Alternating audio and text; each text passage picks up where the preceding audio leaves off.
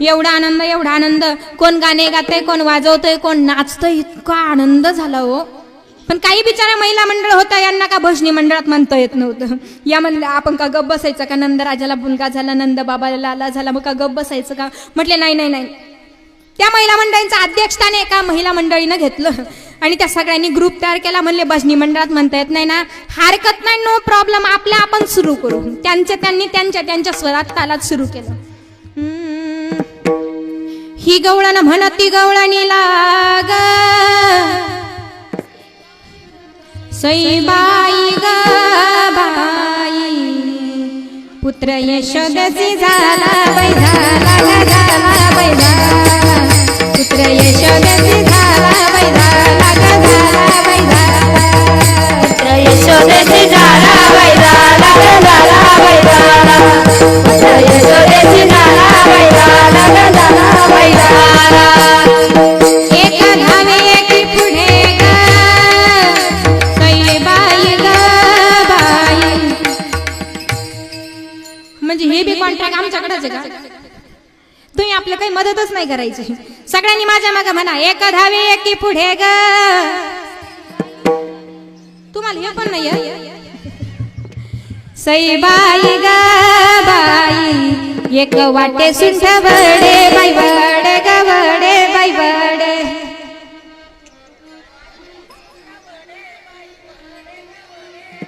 पाहिलं का, वान घेऊन आता टिग, नंदा घरी झाली दाटी बाई, दाटी ग दाटी बाई, दाटी.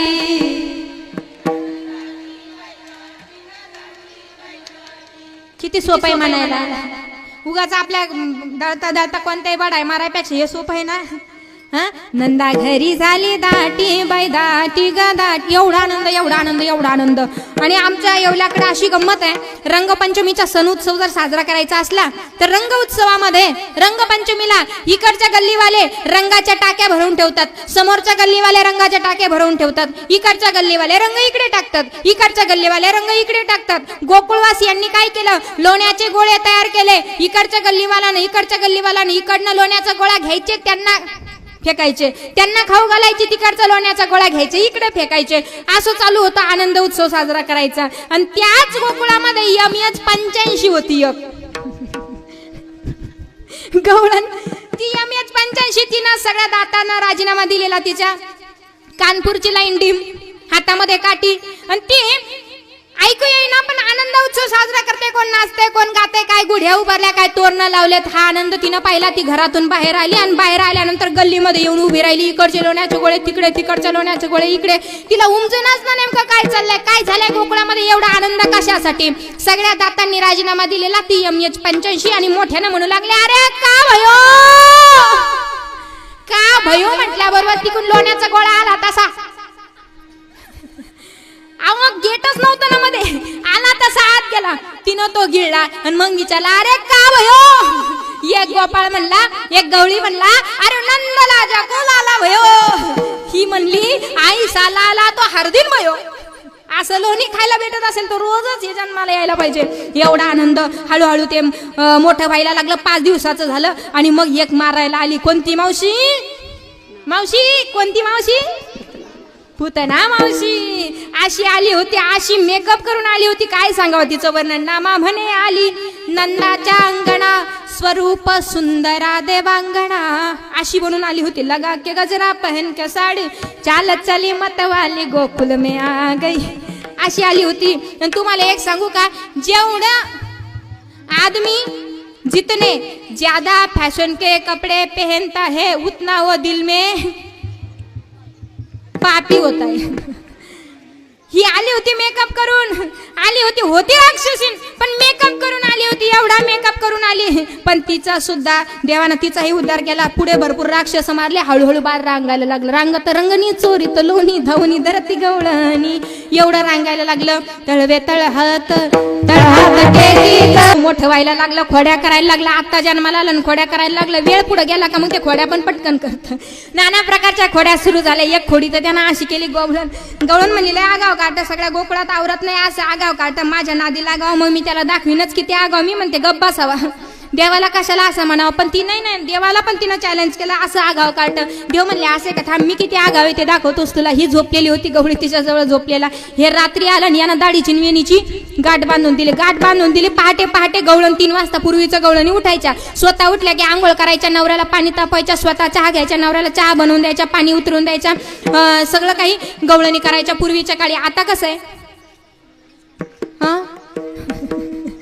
आता अगोदर गवळी उठतात, स्वतःची आंघोळ करतात, पाणी तापून गवळणीला उतरवून देतात, स्वतः चहा बनवतात, स्वतःच 1 कप प्यातात, उरलेला चहा कबूल होता. एवढं का थोडे बाबा, कबूल होऊ राहिली, एवढं काय कमी नाही. पूर्वीच्या काळी गवळण उठायची. गवळण उठायला गेली तशा हिच्या वेणीला झटका बसला आणि याच्या दाढीला झटका बसला, हे झोपलेलं होतं. हे गवळणीला म्हणलं, मत्त होण या मातली धांगडी करी तसे ओढाओढी मज लागी, म्हातारपणाला माझी दाढी ओढते. हे म्हणले काय म्हातारा झालं बाई, हे किती आगाव झालं बाई, म्हातारपणाला माझी वेणी ओढते. बघितलं तर वेणीच्या दाढीची गाठ बांधलेली होती. मग गाठ सोडण्याचा प्रयत्न केला, सुटेना. कापण्याचा प्रयत्न केला, कापेना. जाळण्याचा प्रयत्न केला, जळेना. शेवटी पहाटे 3ला उठणारे, 6 वाजले अजून दार उघडत नाही, 7 वाजले सगळं गाव जमा झालं. का बरं उठेना?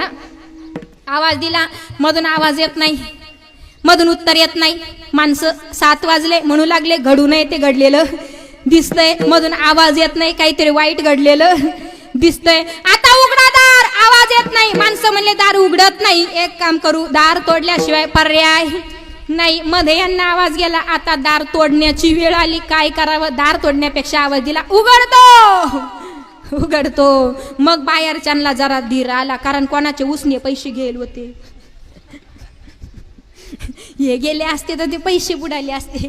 कोणाच्या उसन्या साड्या नेल होत्या लग्नाला वापरायला, ते बुडाल्या असत्या. मग आता हे दार उघडायचंय, पण आता दार उघडायला एकट्यानं जाऊन चालणार नाही, मग 2 जण लागतील ना. दाढीची वेणीची गाठ आहे. मग तुम्हाला नवरदेव नवरीचे फेरे माहिती आहे का? पुढे असतो नवरदेव आणि माग नवरी, बरोबर आहे. पण यांचे फेरे जरा उलटे झाले. वेणीची दाढीची गाठ असल्यामुळे याला पुढं जाता येईना, पुढं वेणीवाली, माग दाढीवाला. उलट तर झालं. पण पूर्वीच्या काळी म्हणजे आता सुद्धा जोडी पाहताना नवरदेव उंच आणि बायको थोडी बुट्टी, पण यांची जोडी थोडी उलटी होती. ही उंच होती, हा बुट्टा होता. मग आता हे कडी उघडायला चालले, ही पुढे चालली, हे असं चालायचं.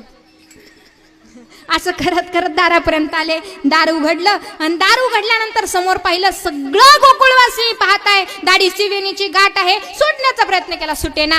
जाळण्याचा प्रयत्न केला, जळेना. कापण्याचा प्रयत्न केला, कापेना. एक म्हणले, कृष्णाला काय म्हणले होते का? म्हणले होते, आगाव काढतं त्यांना माझ्या नादी लागून दाखवा. त्याचाच हा परिणाम आहे. त्याला शरण जा. त्याला शरण गेले. देवानं बांधलेली गाठ देवाशिवाय सुटत, देवानं बांधली होती, देवाशिवाय सुटेना. देवानं ती सोडली. नाना प्रकारच्या खोड्या सुरू झाल्या. ये काही गवळणी म्हणल्या, बाई तुझं लय आगाव काढताय, तू याला ना एक काम कर, गणपतीचा नवस कर. गणपतीचा नवस केला. त्या देवाचा मान राखण्यासाठी 1 मास देवे खोडी नाही केली. प्रचिती ते आली यशोदेसी. बरं, पुन्हा याच्या खोड्या सुरू झाल्या. खोड्या करता करता एक म्हणली, याला इंग्लिश मिडियमला पाठव. तेव्हाच इंग्लिश मिडियम गाई चरायच्या. का ना, उद्यापासून गाई चरायला जायचं. सगळ्या गोपाळांना सांगितलं, गोपाळांना उद्या तुम्ही सर्वांनी गाया घेऊन रानात रानात या. मग सगळं ठरलं. सगळ्या गोपाळांनी गाया घेतल्या आणि रानामध्ये निघाले. रानामध्ये कृष्ण कन्हैया मुरळी वाजू लागले.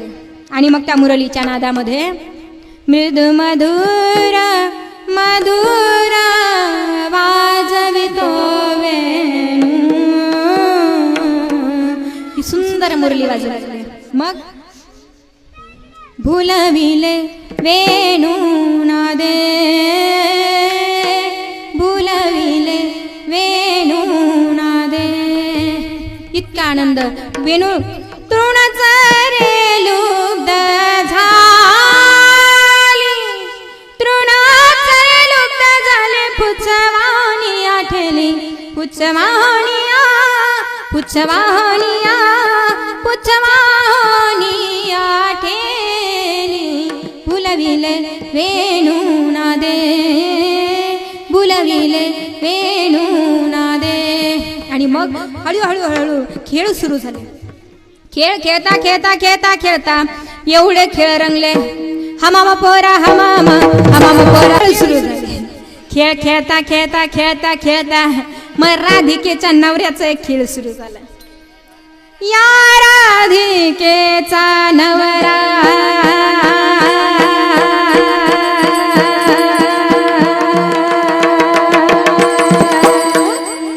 खेळ भवरा गबाई भवरा, खेळ भवरा गबाई भवरा, खेळ भवरा गबाई भवरा, खेळ भवरा गबाई भवरा, खेळ भवरा गबाई भवरा, खेळ भवरा गबाई भवरा.